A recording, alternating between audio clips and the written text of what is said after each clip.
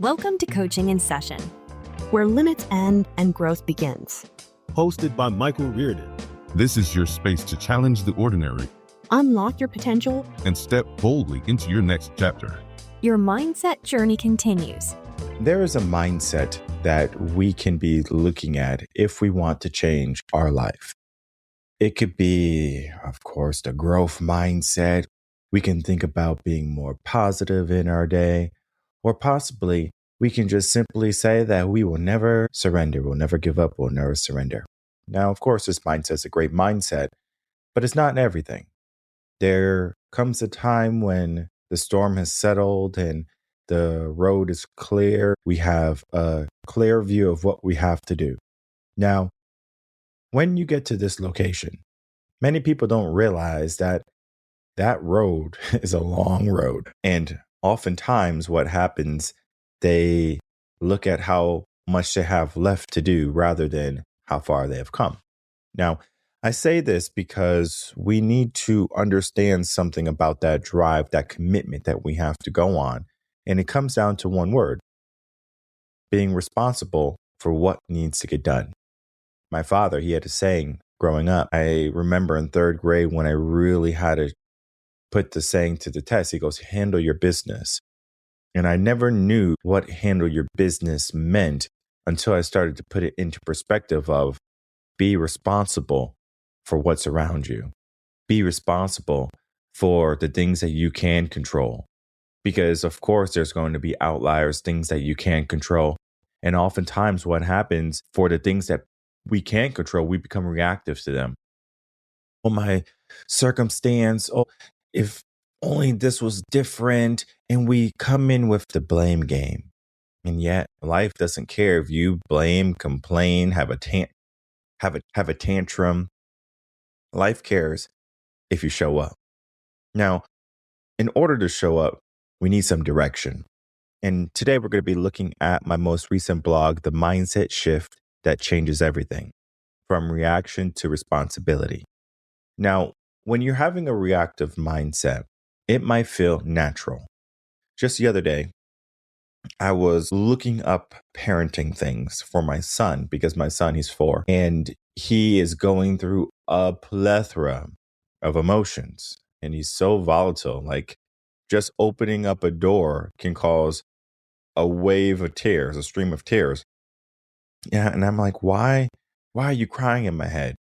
I understand the frustration when you're having a hard time doing something, because his brain right now is not fully able to cope, right? Like for us, we can think about something that has happened and we can regulate ourselves.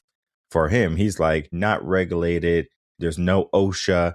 There's no char in his brain. There's nothing. He's like problem, cry, problem, tantrum, problem, yell and scream, problem, panic, problem, give up. That's natural for him until he learns the mechanisms and, of course, the skills to deal with it, to handle his business. So he's being reactive. But we know as adults, we can't just be reactive our whole life. We need to have some level of responsibility. And then we can fast forward to today, to the kids of the world today. Are they being more reactive or are they being more responsible? Of course, if you want to figure that out for yourself, go for it. I'll give you a moment. But the reality is most children today, young adults today are reactive. Why is that? Why are more people reactive than responsible? Well, it stems down to this mindset. Now, in this article, we're going to be talking about the different types of mindsets between the reactive mindset and the responsibility mindset. But what I really want to present to you is this idea of action, this idea of blame. Now, before we go on and we start to talk about the differences and how we can adjust it in our world today, or if you're dealing with it in your life, or if your kids are dealing with it, whoever's dealing with it, and you want to adjust it, I want you to understand why we fell into this first. Because if I just simply say, here's the fix, you're going to fix it, but then you're going to repeat the process. It's very similar into the akin of You can teach a man to fish or you can give a man a fish. I'm more of, let me teach you how to fish. Let me teach you how to see the problem. Because when you can see the patterns, when you can see the problems, I know I get paid to see people's problems and patterns. But if you can do that for yourself, imagine how much you can mitigate in your life the hardships, the troubles and the tribulations, right? All the negativities that don't need to be there. Of course, life is going to have ups and downs. I'm not talking about that. I'm talking about the self-imposed harm we are doing to ourselves. Now, when we start to look at our world today, blame is easy. It is so easy to blame something or someone rather than for us to take responsibility. So, our world today has evolved into a world of blaming. And we can see it in politics, we can see it in households, we can see it in schools. If something is not showing up, there is a reason for it. We say, hey, this is the reason. This is the person. We need to be mad at this person. We need to be mad at this organization. We need to be mad at this political party. Blame has become our foundation. Now, when we start to look at that foundation of blame, it's going to be challenging to anchor in the foundation or to change the foundation into one of responsibility. These responsibility moments need to occur at pivotal points in our life. That means when we're young, we need to be picking up our toys. We need to be accountable if we do harm or we do wrong to someone or something. And we need to clean up our messes. We learn how to be responsible. Yet in our world today, parents, I understand why many millennials and parents have done this. It's because they were missing something in their childhood or something they thought they were missing. They were missing the love aspect, where there's a correlation between us thinking that I need to pick up my toys by myself and I'm not being helped by anyone. I'm alone in this fight. I am myself. And so it feels as if we are all alone. And this is why depression meds and anxiety is at an all-time high today. It's because most people cannot separate them from being alone from them learning some responsibility and learning some discipline. So this is why we are running rampant in a world of no discipline and no consistency and no responsibilities, because people have said, I had a trauma because of what my parents did or my upbringing or my childhood. Therapists right now, they're cashing their checks every single week because people are going in for silly things. But for them, they're not silly. To us, especially if you have a mindset full of responsibility, you're going to look at this individual and say, what's wrong with you? Very similar to how I was looking at my son, 4 years old.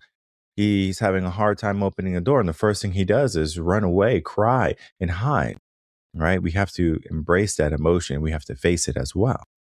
Now, when we are looking at this idea, right, of transitioning the mindsets from the old to the new, it's not going to be as easy as, all right, let's just make some changes and all of a sudden everything's going to be changed.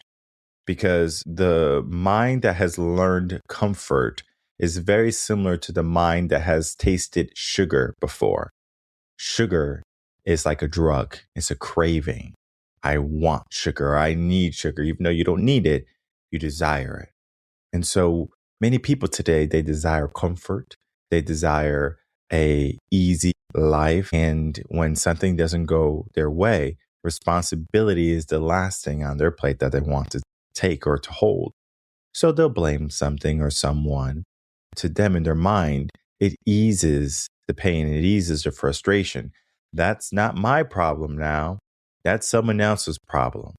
That's your problem. Even though I can help or even though I could mitigate it, that's not my responsibility. Of course, I'm not saying that we need to take responsibility for everything. That is not ours. But we need to learn how to differentiate between what we're responsible for and what we're not. Now, a common misconception is We are not in control of our thoughts, our feelings, and our actions. However, we are in control of our thoughts, our feelings, and our actions, yet we give that out like Halloween candy every single day, every single week, every single month, every single year. Why is that? Why do we give people control of our thoughts, our feelings, and our actions? So let's look at thoughts first. Our thoughts. We are going to scroll on TikTok, and we're going to scroll on YouTube, and we're going to scroll on Facebook. Wherever we scroll, we're going to watch movies or whatever, and we're going to create a foundation in our mind, or we're going to create a stimulus where we're starting to think in a certain way. Very similar to the algorithms for these websites to keep you scrolling. They figure out what your brain is naturally attracted to. So if you are looking at cooking shows, then all of a sudden you're going to get more cooking shows or more reels or more clips or shorts of cooking shows. The same thing is true for if you're suffering from anxiety or depression, you're going to get more hooks on that. If you're looking for more entertainment, more comedy, you're going to get more of that. And so we figure out things, or the AI figures out things that is going to keep us entertained. It's going to keep us attracted like a moth to the flame. We are literally about to flap our wings too close to the flame and we're going to burn out. And so what happens is our thoughts start to become muddy. Many people today, they might feel stuck. Many people today, they might feel lost or unsure, and they don't necessarily know what is the problem. Because what people tend to do when it comes to their thoughts, they would rather not be with them, so they relinquish them. I would rather be distracted than to focus on the things that I need to work on. Because if I look in the mirror and I see that I'm gaining a little bit of weight, it is my responsibility to say, I need to change that. If I am not happy in my relationship, it is me having to start the conversation for communication and needing to fix it is my responsibility. Of course, in a partnership, it's 100. It's not 50-50. I know people, they think of, well, if they don't want to talk to me, I don't want to talk to them. Again, we're in that blame mindset where we're saying that they're the problem. I'm okay to fix it, but they're not, right? It's the blame aspect, right? So we are relinquishing our thoughts. And so our thoughts are not focused on what we would like to do. We just do the things that we are naturally inclined to do. Now, that's going to be the easy stuff, the comfortable stuff. The brain, as much as we love it and as much as it helps us, it could be our worst enemy. You think your rival, the person who wrote you a mean tweet or something, is your enemy? Look in the mirror. They're staring right back at you. Now we look at our feelings. Our feelings are easy to understand, but can be quite complex. We start to look at our daily levels of emotion, our homeostasis, where we are naturally inclined to be, where it feels good, it feels safe, it feels all right. Now, of course, we have moments where we might feel elated, we feel elevated, we feel good, we feel happy, right? We feel maybe some joy. Maybe something good happened, right? You want to scratch off. Maybe you got first place in a concert or a competition, whatever it be. This is something that we're like, I like this feeling. But when we go home and the trophy's on our counter or our shelf, eventually that feeling is going to slowly dissipate. And one day it's not going to be there anymore. And we go right back to where we were. But then something negative happens. Maybe we got last place, or maybe people made fun of us. And now it's really affecting how we feel, our feelings. We're going to stay in that negativity a lot longer than we will in that positive. So this is to say that our mind is trying to avoid any type of fluctuation, positive or negative, because we know the negative ramifications are much longer than the positive ones. So why would I move? Why would I take responsibility for something if I know I can stay exactly where I am? I'm going to blame the world for all of its insecurities and all of its unfairness. And I'm just going to be in this zone, and I'm just going to figure out what I can do to be okay. And many people, that's what they do. they relinquish truly getting a hold of their feelings and understanding that they are in charge of them. If they want happiness, if they want joy, there's a level of responsibility that has to occur for them to get there. It's not, oh, I'm going to marry somebody and they're going to make me happy. If you are in a relationship and your person is thinking that way, I hate to say it, they need some coaching. They need some help. They need some therapy. They need some intervention. Because if you're stepping into that marriage, you're going to have some problems later on. Now, I'm not saying to turn tail and run to the hills because it can be a simple shift for some people. Now, there are some people who are so in their ways.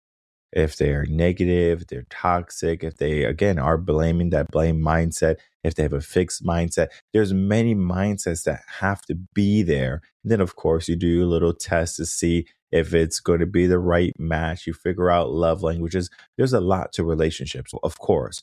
But your feelings, even though they are complex, you are still in control of them. So if you're sad, it's not like you can just flip a switch and not be sad anymore. You have to do the things that are going to get you out of that sadness, that is going to get you out of that depression.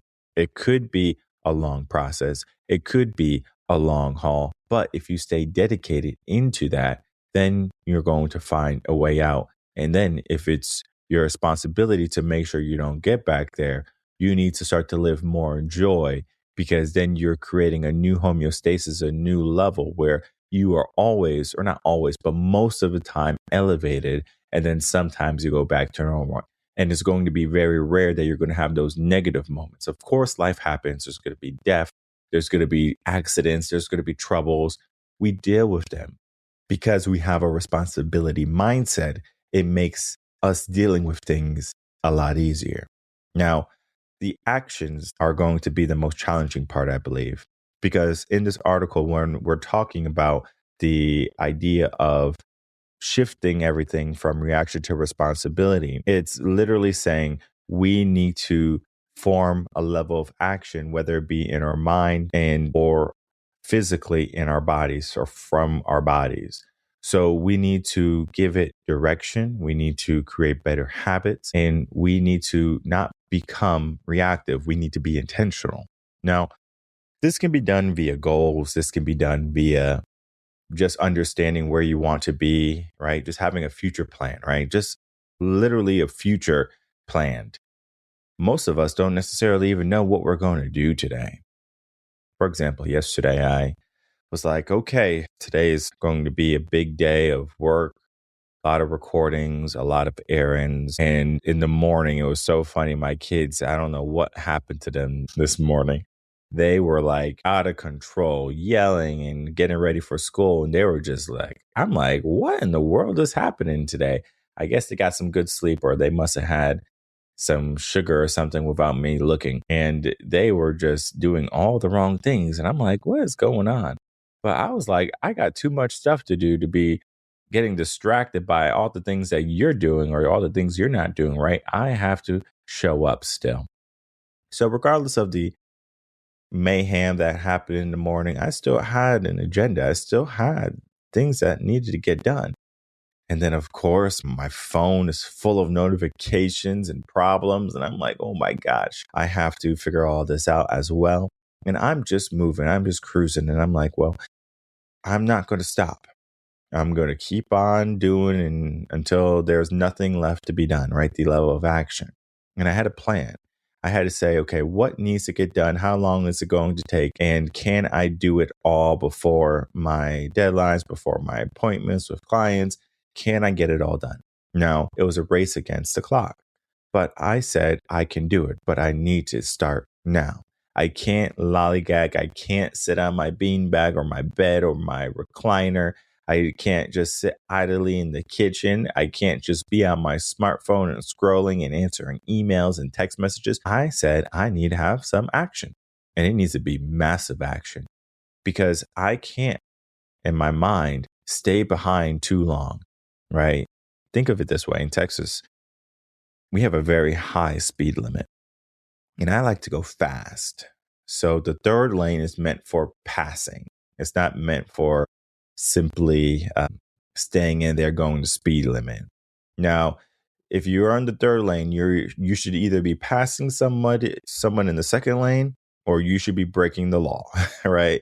So if the speed limit is 65, you're going 75, you're going 80, right? Some people go 85.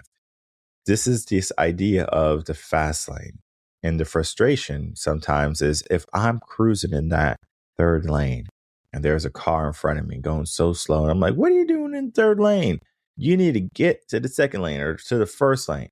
This lane is for cruising, right? Not for lollygagging, not for daydreaming.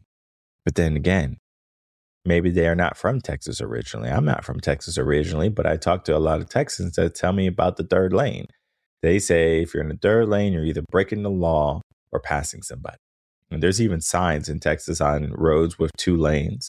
They say left lane for passing only, not for just driving through. Now, this level of idea or this idea of action here, I can honk at the person, I can flash my high beams at them, and all of this is maybe not necessary. But why would I say that I can't get around them? If I'm already speeding, why can't I speed around them? Sometimes people, they get caught up in the obstacle. They get caught up with what's right in front of them, and they can't move forward anymore, right? They can't move forward anymore. So they'll just honk, they'll complain, they'll get frustrated. They're being reactive. And here, I'm telling you, let's be responsible now. What can we do? Can we do something even more illegal? Can we go into the breakdown lane? Can we go into the second lane or the first lane and get around that one slow car? And I'm not saying that I condone reckless driving. I do not. And I definitely don't condone drinking and driving. That's a no-no. Just take an Uber or a Lyft or call your parents or someone. Call a friend. You don't need to do that. But speeding, I understand why people do it. Maybe it's because life is too short, or maybe because they're looking for a bit of spice in their life. Whatever it be, regardless of the consequences. If you get pulled over and the officer asks you, hey, do you know how fast you were going? You say, I believe I was going speed limit, of course. And then they'll say, no, you weren't. You're going 15, 20 miles over. You go, oh, dear Lord. All right, well, I'm going to take responsibility for that. All right. I'm not going to argue with you. And it doesn't make sense to argue with the officer anyway, because you're better off going to court and then making your argument there. The officer is going to do whatever he's going to do, right? So this idea, we are responsible. We're not blaming our work for making our start time too early or too late or whatever it be. We're not blaming our kids or our partners because something happened. We are literally just saying that I am in control. I'm going to be responsible for everything, even the bad. And if we look at this article one more time, the mindset shift that changes everything from reaction to responsibility, we're going to learn how to become more in control of our environment, of our circumstances, of any external stimulus or outside control. And we're going to learn the behaviors that are going to help influence us to be in a better mindset. Now, of course, this is all to say that it's not going to happen overnight. It's going to take some time for the mindset shift to occur. And if you are a person that has tried it before and you have not succeeded, or if you have succeeded, but then you have fell back to your old ways, I encourage you to check us out, revenconcepts.com. Learn how to create a lifelong responsibility mindset where you're not going to allow blame to dictate more of your day than you should in your life. This is the time when we need to become responsible. This is the time when we need to look in the mirror and say that I am responsible for everything that has happened in my life, that will happen in my life. Of course, there's going to be external stuff happening. Someone comes because they're having a bad day. They roll up their fists and they throw a punch at you. And you might say, well, what did I do wrong, Michael?